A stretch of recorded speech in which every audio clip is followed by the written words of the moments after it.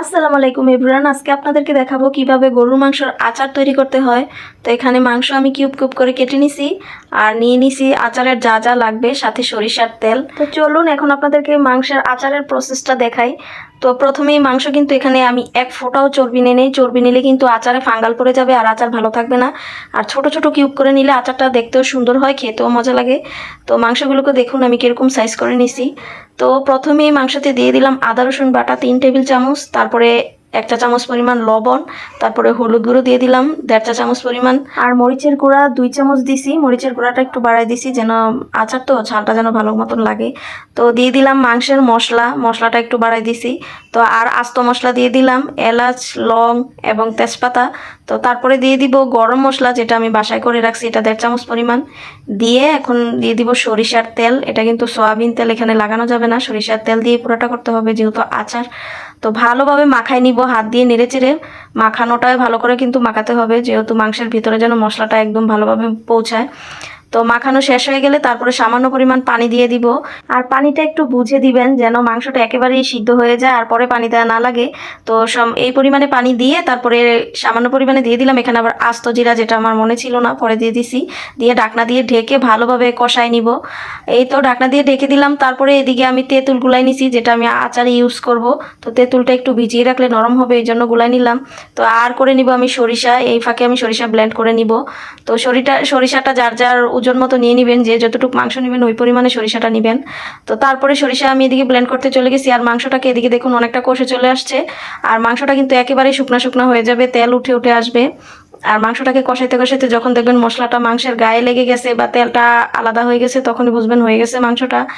তো এই তো ডেকচি থেকে সরে সরে আসবে, এরকম হয়ে গেলে তারপরে উঠাই নিব। এই পর্যায়ে চলে যাব আমরা আচার তৈরি করতে। তো বসাই দিলাম কড়াই আর দিয়ে দিলাম পর্যাপ্ত পরিমাণে সরিষার তেল। আর যদি আপনারা সরিষার তেলের ওজনটা না বুঝেন সমস্যা নাই, অল্প দিয়ে করার পরেও যদি মনে হয় পরে যে সরিষার তেলটা কম হয়েছে, একটু আলাদা করে সরিষার তেল গরম করে আবার মিক্স করে দিলেই হয়ে যাবে। তো আমি তো পরিমাণ মতো নিয়ে নিছি। তারপরে সরিষার তেলে দিয়ে দিব সরিষা বাটা, দিয়ে ভালো করে মিক্স করে নিব। সরিষা বাটাটা মিক্সার হয়ে গেলে তারপরে মাংসগুলা দিয়ে দিব। দিয়ে মাংসের সাথে যেই তেঁতুলটা গোলায় রাখছিলাম ওই তেঁতুলের গোলাটা দিয়ে দিব। আমি কিছু সামান্য পরিমাণে তেঁতুলের বিচি রাখছি আর বাকিগুলা ফালাই দিছি, সবগুলা দেই নেই। তো তারপরে দিয়ে দিবে একটু ভিনেগারটা দিলে, ভিনেগার বা সিরকা যেটাই বলেন, এটা দিলে আচার অনেকদিন ভালো থাকে, এটা আমরা সবাই জানি। তো এই তো ভিনেগারটা দেওয়ার পরে একেবারে যখন মাংসের মধ্যে তেঁতুলের যেই পানিটা এবং ভিনেগারের যেই পানিটা একদম শুকনো শুকনো হয়ে আসবে আর তেলটাও একদম ফেনা ফেনা হয়ে যাবে, যখন শুকায় আসবে তেলটা বুঝাই যাবে যে শুকাই গেছে পানিটা। তো ততক্ষণ পর্যন্ত আমাকে নেড়ে চেড়ে রান্না করতে হবে, এতে করে যে মশলাগুলো আছে সবগুলো মশলা মিশে যাবে আর অনেক সুন্দর মতো রান্না হয়ে যাবে। তো এই তো মশলাটা যখনই দেখবেন যে নিচে পড়ে গেছে আর তেলটা ফেনা ফেনা হয়ে গেছে, তখনই বোঝা যাবে যে না, পুরোটা পানি মানে শুকাই গেছে। তো এই পর্যায়ে মাংসটা একটু একেবারে আচার টাইপের হয়ে গেছে, মাংসটা ভাজা ভাজা হয়ে গেছে। তো তখনই আমরা দিয়ে দিলাম কিন্তু শুকনা মরিচ আর হচ্ছে রসুনের আমি কুয়া করে নিছি, চাইলে আপনারা আস্ত রসুন ইউজ করতে পারেন। তো এরকম কুয়া কুয়া রসুনটা আসলে আগেই দেওয়া যাবে না, এটা দিলে কিন্তু রসুনটা গলে যাবে, তো লাস্ট পর্যায়ে দিতে হবে। তো দেওয়ার পরে দিয়ে দিছি সাথে আস্ত কিছু পাঁচফোড়ন, আস্তটা দিছি দাঁতের নিচে কামড় পড়লে আমার ভালো লাগে, এই জন্য আপনারা চাইলে স্কিপ করতে পারেন এটা।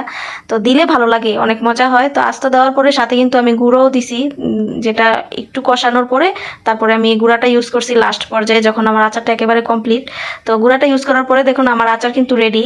তো এভাবে আপনারা তৈরি করতে পারেন কিন্তু মাংসের আচার, আর সংরক্ষণ করতে পারবেন 5 থেকে 6 মাস পর্যন্ত, নর্মাল ফ্রিজে রেখে আপনারা 1 বছরও খেতে পারবেন। তো এভাবে করে কিন্তু আপনারা প্রবাসী ভাইদের কাছেও পাঠাইতে পারেন। আমার অনেক প্রবাসী ভাইরা এমন আছে যারা কিনা মাংস খাওয়ার জন্য একটু ছটপট করতে থাকে, দেশে অনেক বছর পরে আসে। তো তাদের জন্য আপনারা এভাবে আচার তৈরি করে পাঠাতে পারেন, আর একটু একটু করে তারা কিন্তু মাংসের স্বাদটা নিতে পারে। তো আসলে এই রেসিপিটা প্রবাসী ভাইদের উদ্দেশ্যে করা। তো আশা করছি আপনাদের সবার ভালো লাগবে। একটা লাইক কমেন্ট শেয়ার করে দিবেন অবশ্যই ভিডিওটা ভালো লাগলে। আজকের মতো এইটুকুই, ধন্যবাদ।